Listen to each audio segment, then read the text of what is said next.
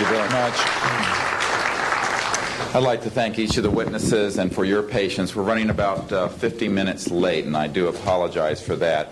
I want to emphasize that all of these witnesses each could speak for probably anywhere from 2 to 5 hours about what they have witnessed. We were trying to give you a snapshot. We have another 400 of these witnesses. I have carried this burden for 8 years. I'm now giving it to you, the American people and the people of the world, to take it forward. What I'd like to do now is open the audience for questions from the media. You may address them to me or to an individual witness as you deem appropriate. Yes, ma'am. Yes, Maribel Gonzalez with Reforma, Mexican newspaper. I have 3 questions. One is, Yes, I wanted to know if there are laws in this country that in some way allowed this kind of secrecy or not. And then I wanted to know if there's a need to change any kind of law. And the next one I wanted to ask you, if you may, is who is profiting from this secrecy that maintains in secret the solution to the energy crisis? I mean... Well, let me get to those, okay, quickly, because we are short on time. First of all, I think initially there was an appropriate national security apparatus in place in the 40s during the Truman and also Eisenhower years. By the late Eisenhower years, we have a testimony from Brigadier General Stephen Lufkin, still a practicing attorney, that by the late Eisenhower years that he had lost control of these projects primarily because of the compartmentalization into the military-industrial complex. Operative word industrial. There are corporations such as SAIC, Lockheed Martin, Northrop, and others that deal specifically with this issue, with advanced energy and propulsion systems connected to UFOs. And I think that what has happened, from the best we can tell, from insiders that have briefed me for now about 8 years, is that we have lost control of these projects from a constitutional law perspective because the infrastructure within military intelligence and corporate channels is so well funded and so complex and labyrinthine that there are compartments within compartments within compartments, and people who are in the Congress who make inquiries, and in fact President Clinton, when he made inquiries, were simply denied access, as you heard earlier that President Carter was denied access. On your other question, I would say that in terms of profiting from the status quo, big oil. There are certain geopolitical and financial infrastructures that would not welcome a definitive replacement to the fossil fuels. I will tell you, and we can prove this with other scientists who are ready to come forward, that we already have a complete replacement for any fossil fuels or ionizing nuclear power plants. We don't need them. We haven't needed them. Probably have not needed them since the time I was born.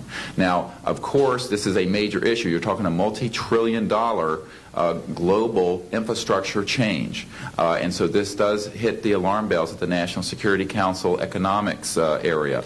However, what is more serious to the national security? Keeping the status quo or letting ourselves go into a global ecosystem collapse and running out of fossil fuels and having massive rolling blackouts, not just in California, but globally. We have got to do something about this, and soon, and that's why we are advocating open hearings in the Congress. Other media, please. Yes, sir. I just want to know if anybody at the UN is looking into this.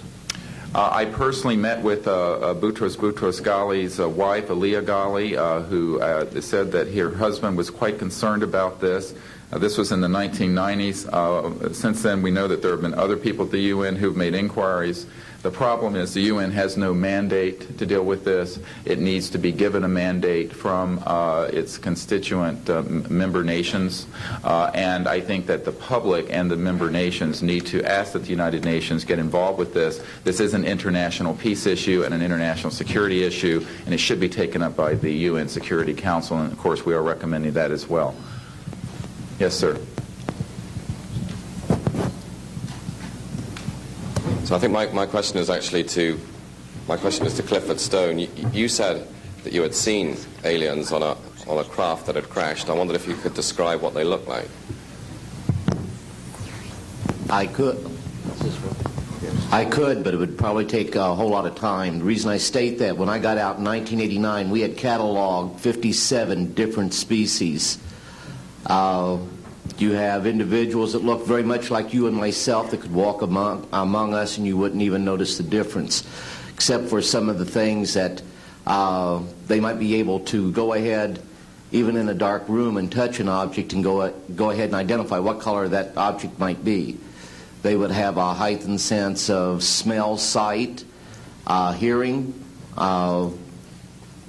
The situation is that you have various types of what we normally call grays. We didn't call them grays in the military, but you had at least 3 types of the grays. You had some that were much taller than we were. The unique thing that I'd like to point out for the most part is that the entities that we did catalog were in fact humanoid. Now this created a situation where the scientific community was trying to figure out why that would be the case, because you would expect that if life evolved on other planets, that they would take on some type of other being, so to speak, not necessarily look humanoid or be bipedal such as we are.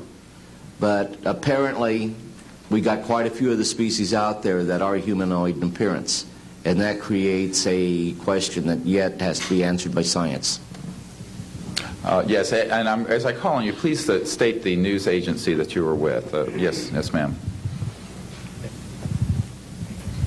Deanne Davis with United Press International. Could you please address the vehicle that there was a drawing displayed of? Why would this vehicle be on display at an air show?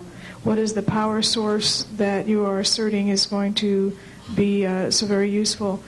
And how can you determine that this vehicle is not something that is being developed, by a government agency? In fact, I think that was the testimony. This is an alien reproduction vehicle, and just to be clear, this means that it is based on advanced anti-gravity and zero-point energy propulsion systems. Those are the propulsion systems. They are being manufactured by a consortium of companies that include Lockheed Martin, Northrop, SAIC, and other corporations. They do have superluminal capacity, in other words, faster than the speed of light capacity. I think Mr. McCandlish and other witnesses that he's identified could go into more of the technical physics of it. I'm just a country doctor from Virginia, I tell people. I mean, really.